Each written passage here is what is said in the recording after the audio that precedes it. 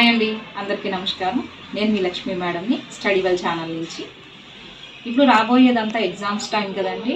ఈ ఎగ్జామ్స్ టైంకి బేస్ చేసుకుని ప్రతి ఒక్క స్టూడెంట్స్కి మనం రూమ్కి సీటింగ్ ప్లాన్ ఎలా అరేంజ్ చేయాలి అనేది నేను ఒక వీడియో చేయబోతున్నాను. యాక్చువల్గా టీచర్స్ అందరూ కూడా మాన్యువల్గా చేస్తాము. దానిని నేను ఏం చేస్తున్నానంటే చాలా త్వరగా అయిపోయే క్విక్ ప్రొసీజర్ని చాట్ జీపీటీలో మనం ఎలా తయారు చేయాలో నేను నా వీడియో ద్వారాగా చూపించబోతున్నాను.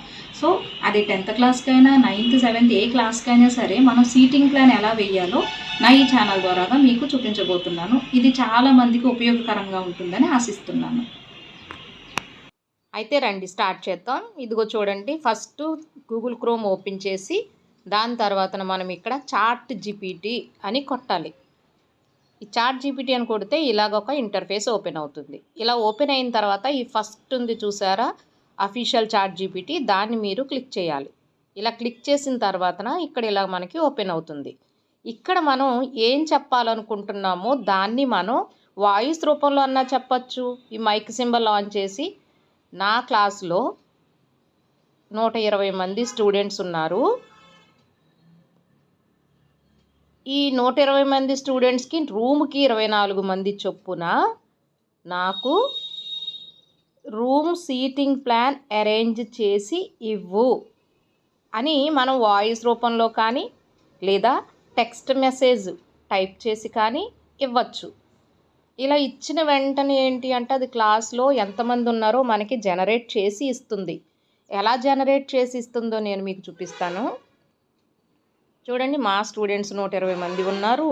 క్లాస్కి 24 మంది చొప్పున సీటింగ్ ప్లాన్ వేసి ఇవ్వు అని చెప్పిన వెంటనే జస్ట్ ఈ పైనున్న యారో మార్కు సింబల్ని మనం ప్రెస్ చేస్తే, రైట్ సైడ్ ఉంది చూడండి, దాన్ని ప్రెస్ చేసిన వెంటనే ఒక్క 2 సెకండ్లు ఆగితే అది మొత్తం మనకి